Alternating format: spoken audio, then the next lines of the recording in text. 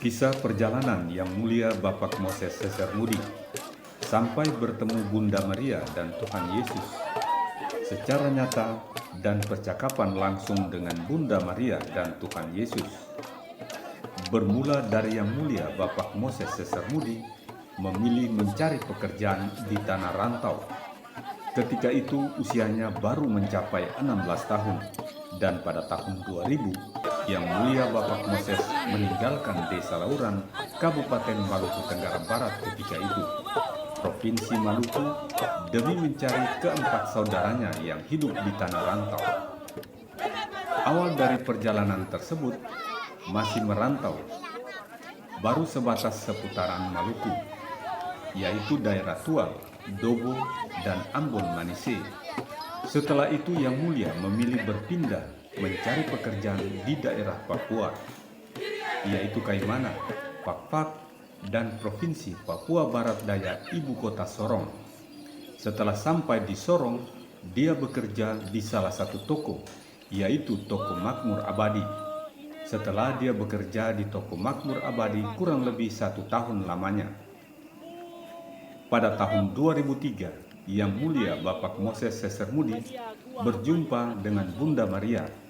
Dalam perjumpaan tersebut, Bunda Maria menyampaikan kepada Yang Mulia Bapak Moses Sesermudi untuk mencari sesuatu, yaitu goa yang sudah terlupakan atau sudah tidak difungsikan lagi, dan harus berpuasa sambil novena kurang lebih 171 hari lamanya, baru bisa menemukan goa tersebut.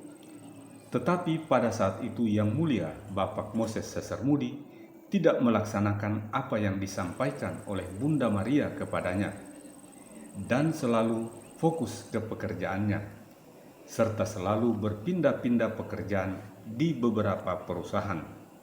Bahkan memilih menjadi ojek biasa dan selalu mengkonsumsi minuman keras atau hidup di dunia gelap pada waktu itu. Setelah itu Yang Mulia Bapak Moses Sesermudi memilih bekerja di salah satu perusahaan mutiara di Kabupaten Raja Ampat pada tahun 2004. Setelah tahun 2009, Yang Mulia Bapak Moses Sesermudi meminta cuti di perusahaan di mana dia bekerja dan kembali ke kampung halamannya, yaitu Desa Lauran, Kabupaten Kepulauan Tanimbar. Setelah tiba di Desa Lauran kurang lebih 4 bulan lamanya, tepat pada bulan puasa menyongsong Hari Raya Paskah. Kemudian, tepat pada hari Jumat sore menjelang malam, disitulah kembali perjumpaan Bunda Maria dengan Yang Mulia Bapak Moses Sesermudi, tepatnya di rumah Yang Mulia Bapak Moses Sesermudi. Dalam perjumpaan tersebut, Bunda Maria menyampaikan kepada dirinya bahwa aku ini adalah ibumu yang selama ini engkau tanya, bahwa di mana foto dan wujud ibumu yang pada saat itu meninggalkan kamu. Semenjak usiamu baru 2 bulan pada waktu itu, dan mulai hari ini engkau tidak perlu bertanya lagi atau mencari lagi, karena aku ini adalah ibumu yang sesungguhnya, yang selama ini engkau selalu bertanya-tanya.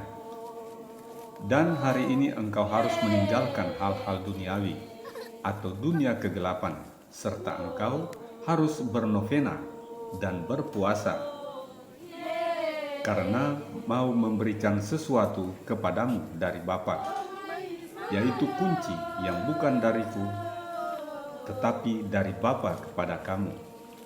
Ketika engkau mengikuti apa yang disampaikan, maka akan diberikan kepadamu.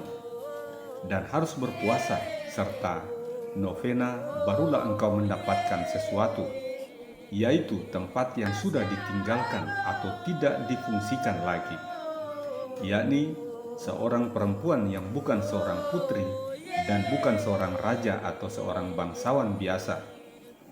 Dan mau bilang ratu pun tidak, tetapi dia memiliki kuasa yang begitu besar, dan tidak ada yang punya kuasa lebih daripadanya melainkan Bapa. dan tidak ada seorang pun yang bisa menyentuhnya, karena Bapa sangat menyayangi dia dan selalu melindunginya. Serta siapa saja yang mau meminta kepadanya, dan pasti diberikan atau dikabulkan. Dan banyak orang pun memakai namanya serta anaknya untuk mendapatkan hal-hal duniawi dan lain sebagainya, serta memakai nama Bapanya selama ini. Dan banyak yang tidak mengetahui tentang hal itu. Dan semua orang sangat menghargai Bapa dan perempuan itu, atau ibu itu, serta anaknya satu-satunya. Dan ketika engkau mengikuti atau melaksanakan apa yang sudah disampaikan, maka engkau akan mendapatkan apa yang sudah disampaikan kepadamu. Seperti perempuan itu, dan bapa itu, serta anak itu. Dan kalau engkau sudah menemukan sosok ibu itu dan bapa itu serta tempat itu, maka engkau akan mengerti tentang semuanya yang tidak pernah engkau mengetahuinya, dan nanti akan tahu. Karena tidak semua orang atau satu pun yang mengetahui tentang seperti apa yang akan engkau mengetahuinya. Dan engkau tidak boleh memikir tentang kehidupanmu atau masa depanmu, karena semuanya sudah disediakan kepadamu sesuai kehendak Bapa. Kita sangat bersyukur dan berterima kasih banyak kepada Tuhan, karena Tuhan begitu baik kepada kita. Asalkan engkau menuruti semua yang sudah disampaikan kepadamu. Jika engkau tidak menuruti apa yang sudah disampaikan, maka engkau akan mendapatkan teguran dalam bentuk apa saja. Dan itu sangatlah berat sekali teguran itu. Dan jikalau teguran itu terjadi kepadamu, maka engkau jangan bertanya-tanya kepada siapapun, dan bertanyalah kepada dirimu sendiri, karena itu bukanlah kehendak ibu, tetapi